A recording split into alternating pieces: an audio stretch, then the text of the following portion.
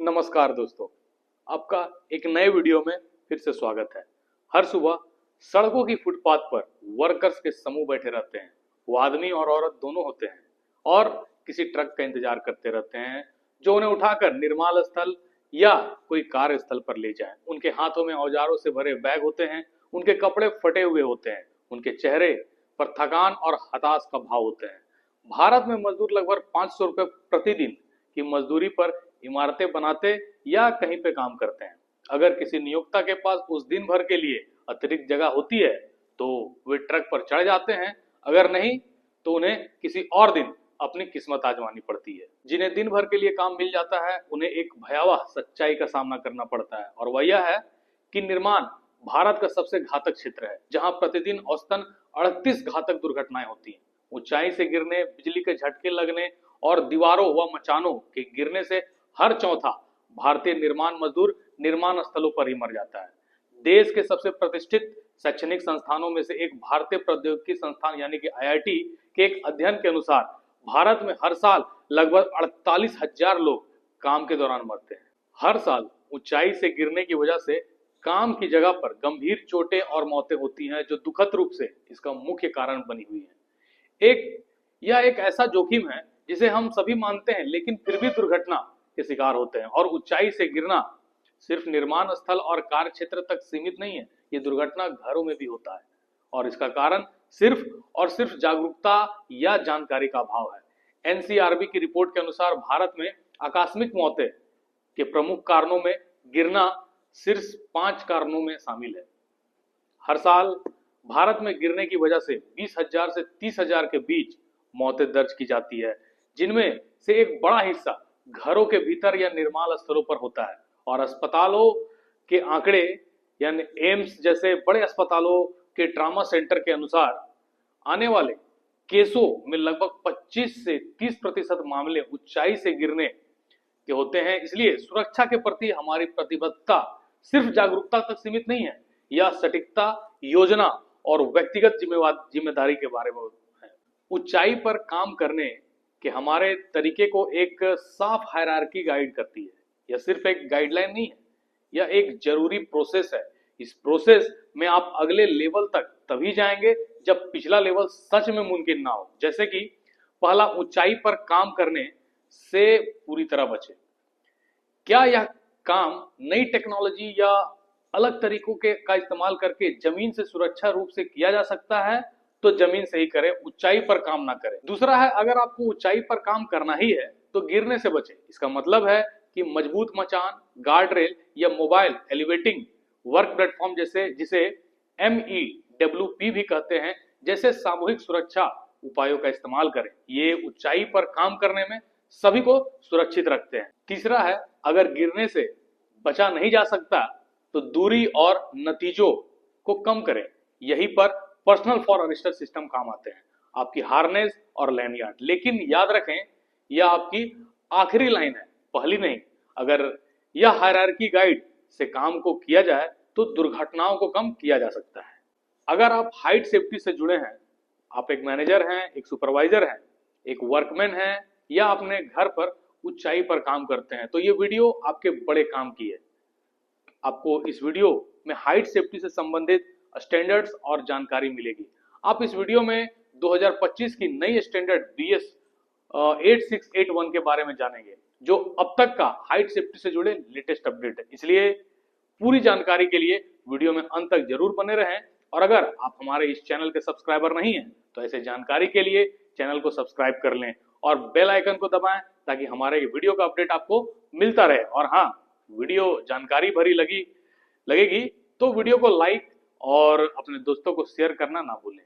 ऊंचाई पर काम करते समय होने वाले हादसों के आंकड़े काफी डरावने हैं।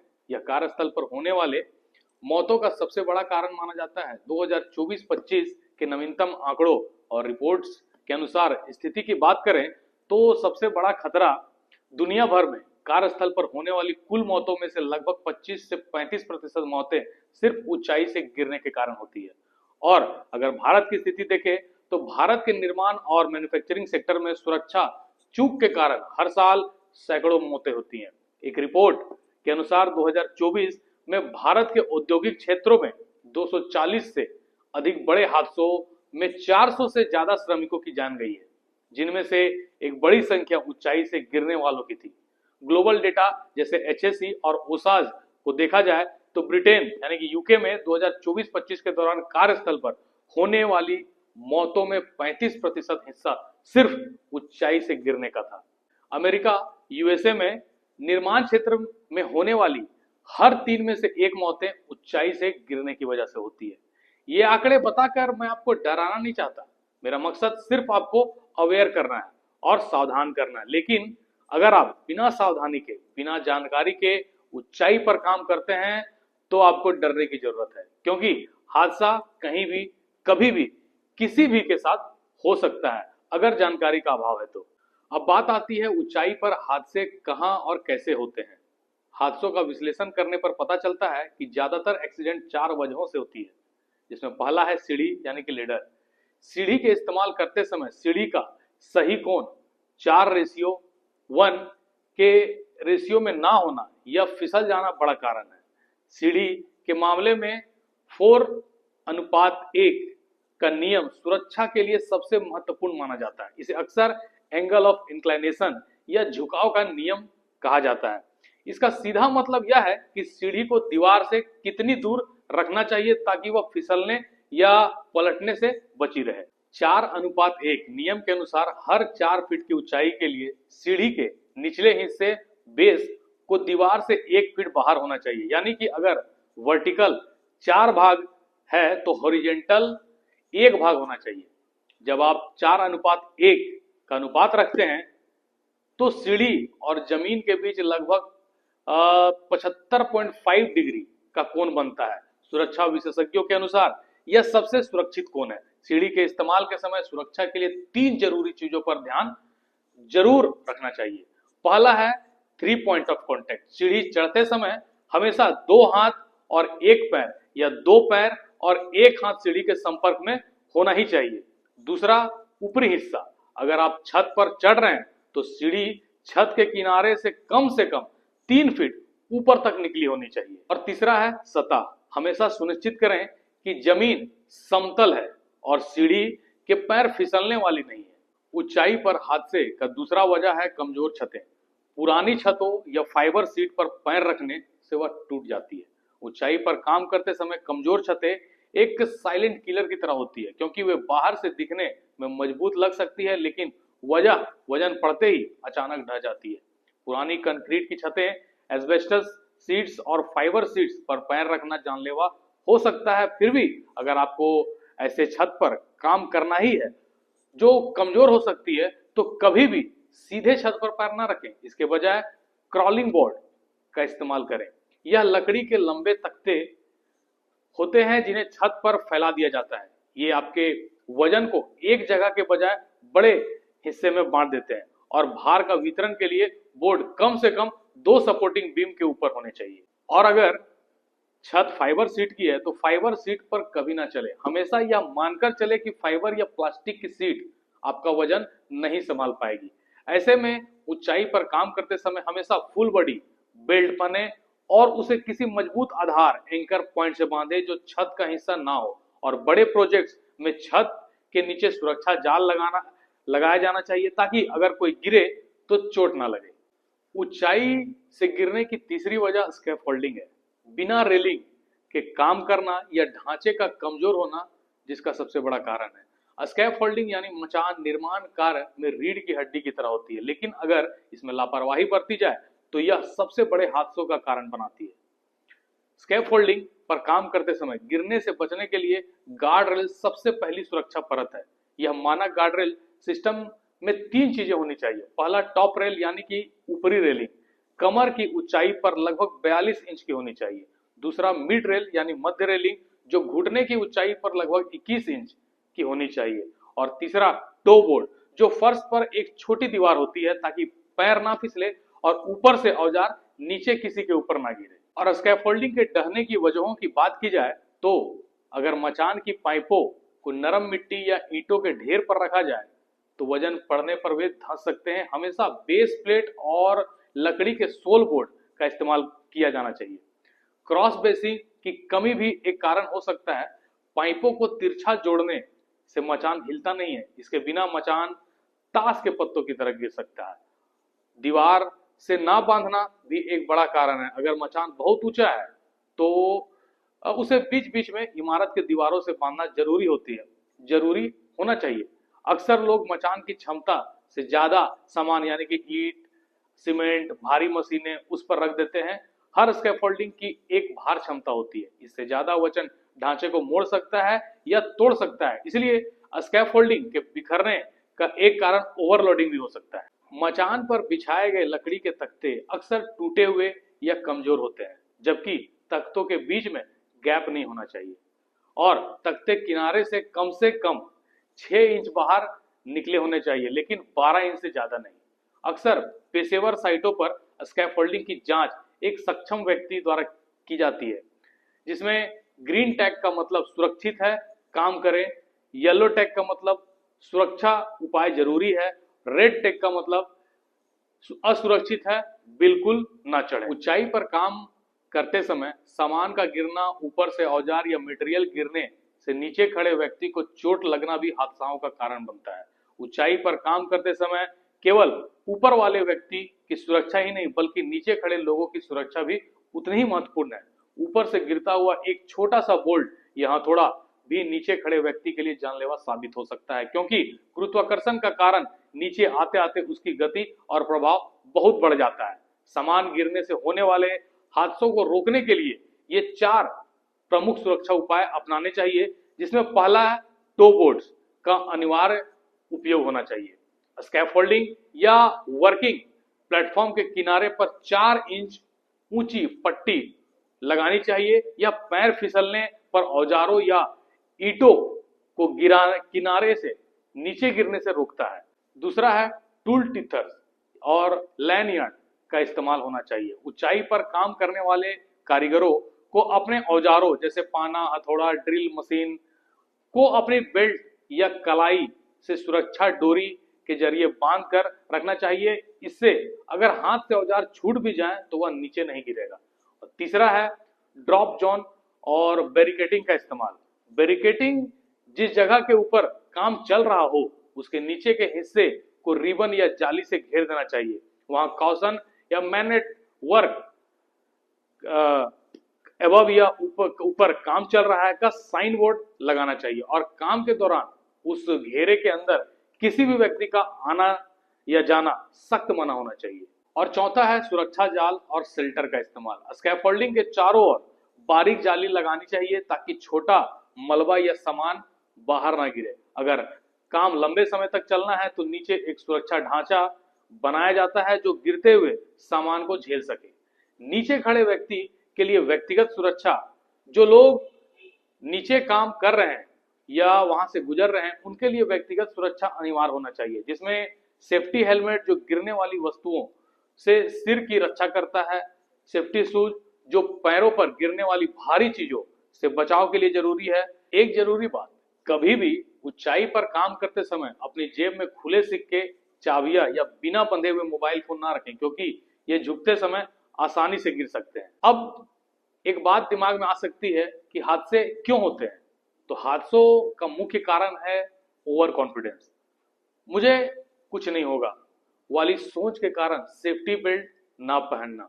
दूसरा है ट्रेनिंग की कमी, ऊंचाई पर काम करने के लिए विशेष ट्रेनिंग की जरूरत होती है जो कई वर्कर्स के पास नहीं होती है।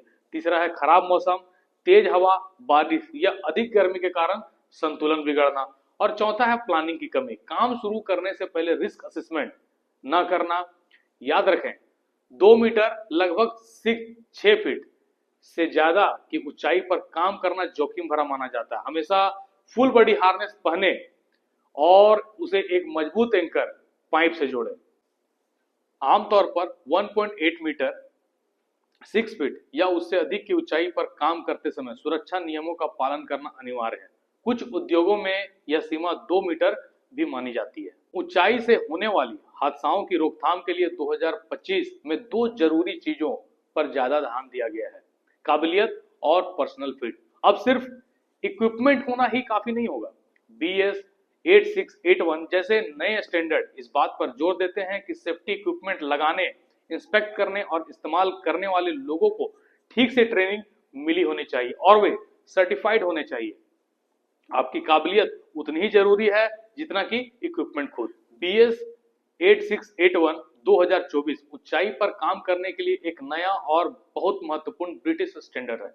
अगर आप एक सेफ्टी प्रोफेशनल हैं या ऊंचाई पर होने वाले काम को मैनेज करते हैं तो ये जानकारी आपको स्टैंडर्ड समझने में मदद करेगी। ऊंचाई पर काम करना हमेशा से एक बड़ा जोखिम है, लेकिन क्या आपने नया सुरक्षा मानक BS 8681 के बारे में पहले सुना था? अगर हाँ तो कमेंट में जरूर बताइएगा, और अगर नहीं तो आप समझेंगे कि BS 8681 क्या है और ये कैसे ऊंचाई पर काम करने वाले की जान बचाने का एक बड़ा बदलाव ला रहा है। इसका पूरा नाम BS 8681 2024 है और इसे हाल ही में लॉन्च किया गया है। इसे पर्सनल फॉर प्रोटेक्शन उपकरण एंकर सिस्टम प्रदाता क्षमता के लिए विशिष्टता के लिए तैयार किया गया है। पहले हमारे पास BS 7883 था जो उपकरण की तकनीकी पैटर्न पर फोकस करता था, लेकिन BS 8681 का पूरा फोकस क्षमता यानी काबिलियत पर है। ये मानक ये तय करता है कि जो लोग सुरक्षा प्रणालियों को डिजाइन करते हैं, स्थापित करते हैं या निरीक्षण कर रहे हैं, क्या वो सच में उतने काबिल हैं। इस स्टैंडर्ड्स के 3 सबसे बड़े फायदे हैं, जिसमें पहला है इंसान की काबिलियत। ये सिर्फ मशीन पर नहीं बल्कि इंसान के हुनर पर फोकस करता है। दूसरा है सुरक्षा श्रृंखला, डिजाइनर से लेकर इंस्टॉलर और इंस्पेक्टर तक हर किसी की जिम्मेवारी और ट्रेनिंग फिक्स हो गई है। और तीसरा है ऑडिट और चेकलिस्ट, ड्यूटी होल्डर्स जैसे बिल्डिंग मैनेजर्स के लिए अब ये आसान है चेक करना कि उनका प्रोवाइडर सही है या नहीं। तो अब अगर आपके दिमाग में आ रहा है कि BS 7883 खत्म हो गया है, तो इसका जवाब है नहीं। BS 7883 बताता है सिस्टम कैसे इंस्टॉल करें और निरीक्षण करें, और BS 8681 बताता है कि सिस्टम कौन इंस्टॉल और इंस्पेक्ट करेगा। ये दोनों एक साथ मिलकर सेफ्टी को डबल कर देते हैं। अगर आप सेफ्टी से जुड़े हैं तो BS 8681 का पालन करना अब सिर्फ एक ऑप्शन नहीं बल्कि सेफ्टी के लिए एक बेंचमार्क बन चुका है। इससे एक्सीडेंट कम होंगे और वर्कप्लेस पर नया सेफ्टी कल्चर पैदा होगा। अब दुनिया भर में नियम साफ तौर पर यह मांग करते हैं कि सेफ्टी की सभी पर्सनल प्रोटेक्टिव इक्विपमेंट, खासकर हार्नेस, हर मजदूर को सही तरह से फिट होनी चाहिए। गलत फिटिंग वाला हार्नेस असुरक्षित हार्नेस होता है। हर बार इस्तेमाल से पहले अपने इक्विपमेंट की अच्छी तरह से इंस्पेक्शन करें। घिसाव, फटने, वेबिंग के खराब होने या किसी बकल या कनेक्टर में डैमेज देखें। अगर कोई शक हो तो उसे टैग करके अलग कर दें। ऊंचाई पर काम की सुरक्षा का शायद सबसे जरूरी लेकिन अक्सर नजरअंदाज किया जाने वाला एलिमेंट है रेस्क्यू प्लान। कोई भी काम शुरू होने से पहले एक लिखित साइट के हिसाब से बनाया गया रेस्क्यू प्लान जरूर होना चाहिए या ऑप्शनल नहीं होना चाहिए। आप खुद को बचाने पर भरोसा नहीं कर सकते। सही उपकरणों के साथ एक प्रशिक्षित बचाव टीम को स्टैंड बाय पर रहना चाहिए जो तुरंत कार्रवाई करने के लिए तैयार हो। गिरने की स्थिति में समय बहुत महत्वपूर्ण होता है। आपकी सुरक्षा और आपके साथियों की सुरक्षा इन सिद्धांतों का पालन करने पर निर्भर करती है। इसीलिए काबिल रहें, सतर्क रहें और हमेशा प्लान को प्राथमिकता दें। तो क्या आप चाहते हैं कि मैं इन सभी सुरक्षा बिंदुओं जैसे कि सीढ़ी, छत, स्कैफोल्डिंग और गिरता सामान के बारे में और भी डिटेल इंफॉर्मेशन पर वीडियो बनाऊं? तो कमेंट करके जरूर बताएं, और कमेंट में जरूर बताएं कि आपको आज का ये वीडियो कैसी लगी। और वीडियो पसंद आई तो वीडियो को लाइक करें और अपने दोस्तों को शेयर करना ना भूलें। और अब तक चैनल के सब्सक्राइबर नहीं हैं तो चैनल को सब्सक्राइब कर लें और बेल आइकन को दबाएं ताकि वीडियो का अपडेट आपको मिलता रहे। तो चलिए मिलते हैं आपसे एक नए वीडियो में एक नए टॉपिक के साथ। तब तक के लिए धन्यवाद।